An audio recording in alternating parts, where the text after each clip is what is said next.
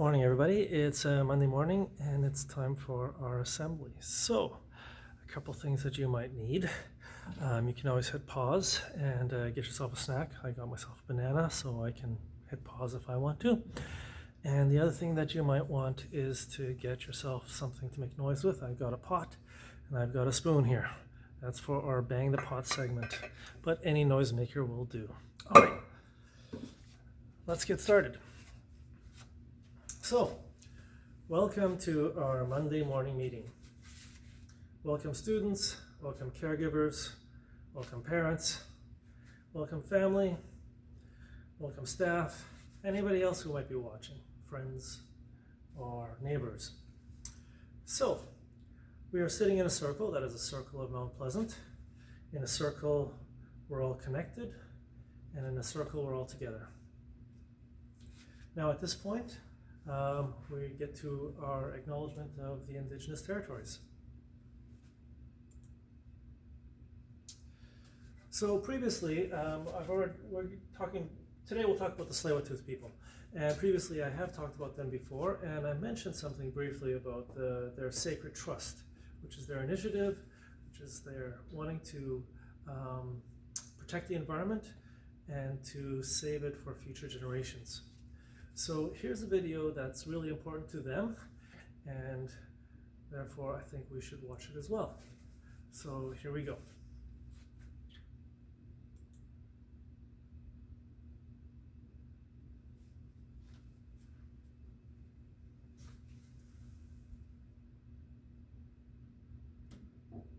In our language, Tsleil-Waututh means people of the inlet. Burrard Inlet has been our home since time immemorial. It is part of us. It is who we are. However, as a result of colonization and industrial pollution, many of our traditional foods, such as clams, mussels, oysters, and scallops, have been unsafe to eat since 1972. But Tsleil-Waututh Nation is working hard to restore the health of the inlet to a state where we can once again harvest healthy, wild, marine food. And after years of this restoration effort, in 2017, we conducted our first clam harvest in over 45 years. Orcas too have returned to the inlet for the first time in decades, and herring eggs were recently seen on the banks for the first time since the 1880s. This is the ecosystem returning. Tsleil-Waututh supports sustainable development that allows present and future generations to thrive. And this is why we must stop the proposed Trans Mountain Pipeline and Tanker project. We have reviewed the project according to Tsleil-Waututh law and have concluded that it puts our environment and our economy at risk. Together, we can restore Burrard Inlet and the Salish Sea for future generations.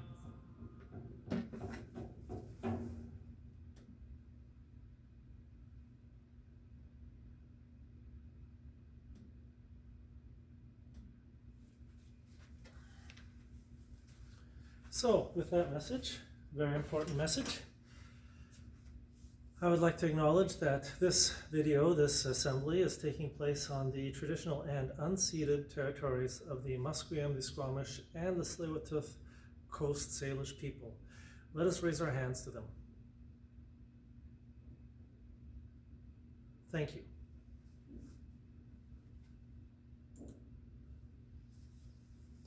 Now to our national anthem. So, as we do every week, as you are able and willing, please stand and join me in the singing of O Canada.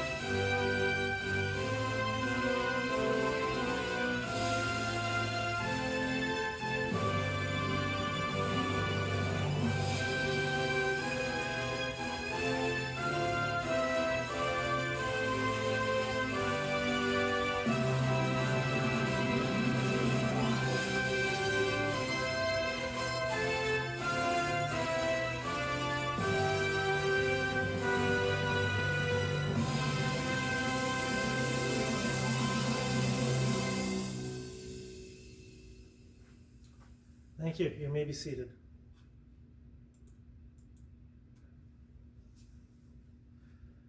All right. So the next thing that we have is our weekly kindness tip. In the past, we have talked about being kind to the environment, then we talked about being kind to others, and then being kind to ourselves. That was last week. So this week we're back to the environment again. And let's take a tip from an 8-year-old student from Richmond, which is not too far away from here. His name is Luca Brewer. I know it's spelled Luke, but he goes by Luca. And what he decided was that in this time where there's a lot of, well, he's looking for things to do, but he also wants to make the world a better place, he decided to take up a trash challenge, which means picking up trash. Now, I just want to let you know that he is not picking up trash with his hands. He is using a special grabber.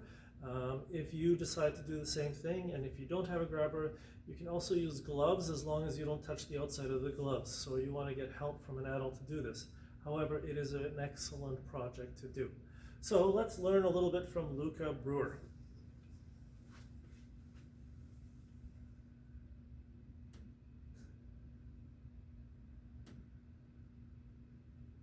Why is it bad for living? Because it's illegal. Luca Brewer is just 8 years old, but he noticed a big problem in his Richmond neighborhood. A whole lot of litter. Because I don't like looking at it on the ground. While I ride my bike. Luca's mom says their family began picking up the trash after her friend in Nova Scotia launched an initiative called the One Garbage Bag Challenge. We have a lot of spare time right now. No school, no work. I'm also home because I'm 6 months pregnant. So we decided to start our own here and hope it kind of picks up the same. I see that the Nova Scotia group, there's multiple people posting multiple bags every day. To bring the cleanup initiative to the West Coast, Harvey started the British Columbia One Garbage Bag Challenge on Facebook. It's a group to share photos of all the junk you pick up and nominate others to do the same. It makes a big difference if you just pick up around your own home or your street. Around Matthew McNair Secondary School in Richmond, there is no shortage of litter like paper bags, plastic straws, and disinfectant wipes. There is definitely no shortage of garbage in Richmond, as well as, I'm sure, places in Vancouver as well. Harvey says it's a good time to hit the streets looking for trash since she's noticed an influx in littered masks and gloves during the COVID-19 pandemic. I think people don't want to take the gloves that they wear in the grocery store home with them, so instead of disposing them properly, they've been leaving them in the parking lots of grocery stores. Luca says everyone should create their own cleanup crew for a very simple reason. Because it's nice for our community. In Richmond, Miranda Fedor, City News.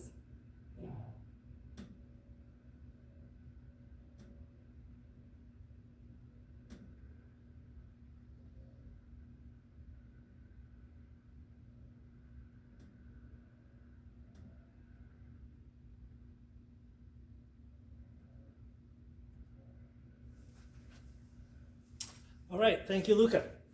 So now we're going to come to our Bang the Pot segment. And today we have a nomination, and the nomination is from Satyan and Rohan, and they would like to nominate their dad, Fillmore Hall, or you may call him Mr. Hall, as an essential worker to be celebrated. Fillmore, or Mr. Hall, is an engineer who maintains and repairs Canada Line trains in order to make sure that other essential workers get to work safely and on time. So here is a map of all the trains in Vancouver, and the Canada Line is this red one here, and the red one goes from Richmond Brighouse or from YVR Airport, and it goes all the way to downtown. Now on its way, it stops at Broadway City Hall, which is the closest station to Vancouver General Hospital, and it stops at Vancouver City Centre, which I believe is the closest station to St. Paul's Hospital. So there's a lot of essential service workers, healthcare workers traveling along the Canada Line. So we would like to thank Fillmore for making sure that that train runs. He's an engineer who makes sure it runs, that it is safe, and that it goes on time, getting everybody there so that they can take care of people that aren't doing so well. So I'm going to grab my pot and my wooden spoon. I'm going to make some noise. You can grab your pot and your wooden spoon or any other noisemaker you have, whatever it be. And let's make some noise for Fillmore. If you have somebody else that you'd like to make noise for, go for it. Thank you, Fillmore.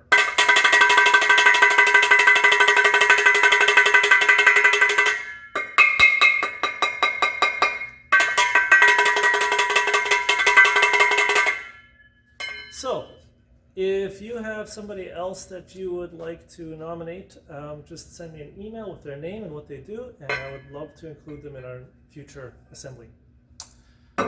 All right, so yes, thank you very much. Next we have, oh, we've been there, birthdays. So if it was your birthday on the weekend, you're celebrating your birthday this coming week or the following weekend, please stand up. And the rest of you, please sing along. We've had cats, we've had dogs, we had a barbershop quartet. This time it's some, well, I have no idea what these things are called. Anyways, I hope you enjoy it. I hope that those of you who have a birthday and have a good one, that you get in touch either by Zoom or Microsoft Teams or whichever way you want to do with some friends and family, and I hope you're treated really well. Happy birthday to you.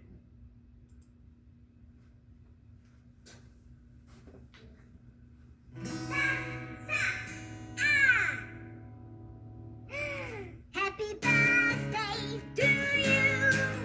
Happy birthday to you. Happy birthday,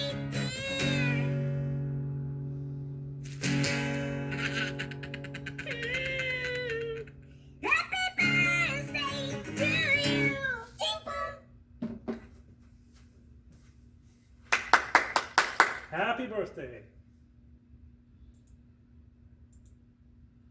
Okay, normally we have our class presentation earlier on in the assembly. Today I put it towards the end because, well, it's something that I'd like to leave you with. Now, it's been around 2 months since we've had to stay apart from each other and in order to be safe. And you know what, to be honest with you, I miss being with other people. I miss being with my friends. I miss being with extended family members. I'm with my immediate family members, but I miss being with extended family members. And I miss being with you.